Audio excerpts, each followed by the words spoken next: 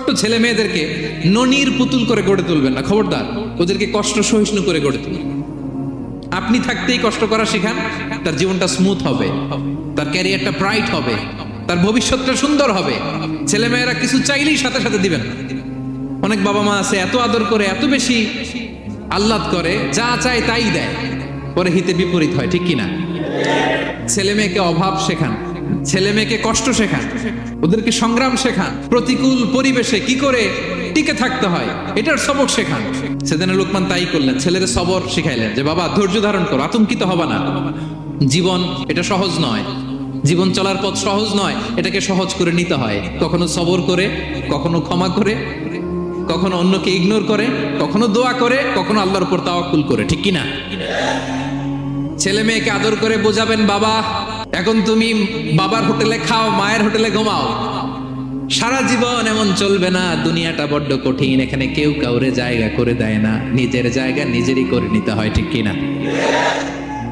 ছোটবেলা থেকেই তাকে দৃঢ় মনোবলের করে তুলতে হবে যে বাবা দুনিয়াটা এত সহজ নয়, এটা সহজ করে নিতে হয়।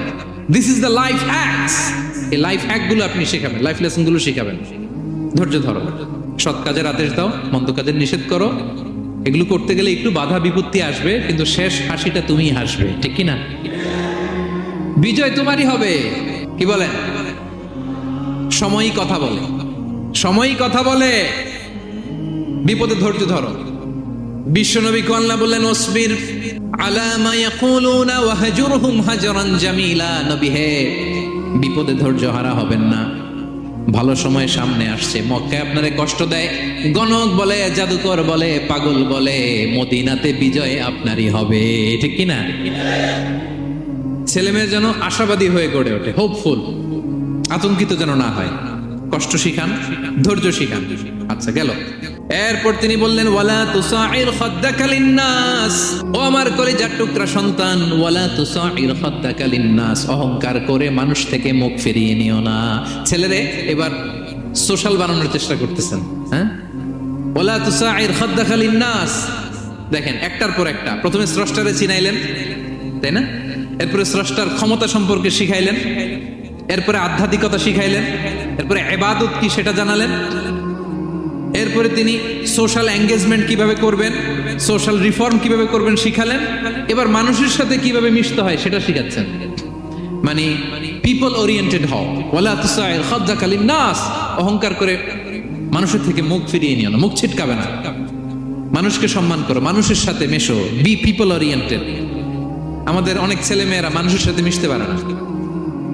দোষ কার? বাবা মায়ের, শেখায় না।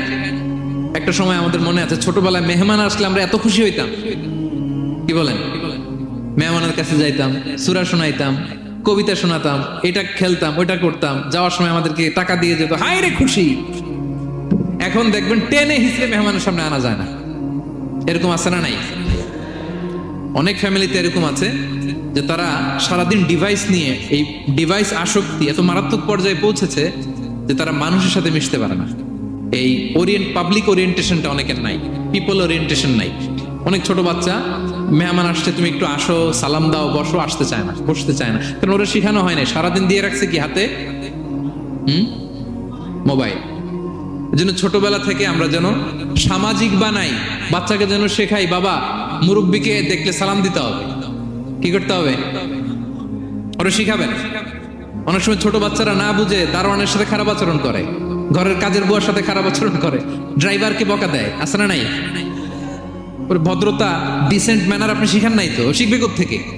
এই জন্য শুরুতেই বললাম যে গরুর পেট থেকে বেরোলে গরু হয়, কিন্তু মানুষের পেট থেকে বেরোলেই ওটা মানুষ হয় না। ওটারে মানুষ বানাতে হয় দিনের পর দিন, মাসের পর মাস, টিউনিং করে, পলিশিং করে, গাইড করে করে মানুষের মতো মানুষ বানাতে হয়। তাহলে ছেলেনে বললেন ওয়ালা তুসাইর খাদ্দাকা লিন্নাস। তোমার চেহারাকে মানুষ থেকে ফিরিয়ে নিও না, গণমুখী হও, মানুষের সাথে মেশো। ছেলে মেয়েদেরকে এটা বলবেন। শহরে থাকলে মাঝে মাঝে গ্রামে নিয়ে যাবেন।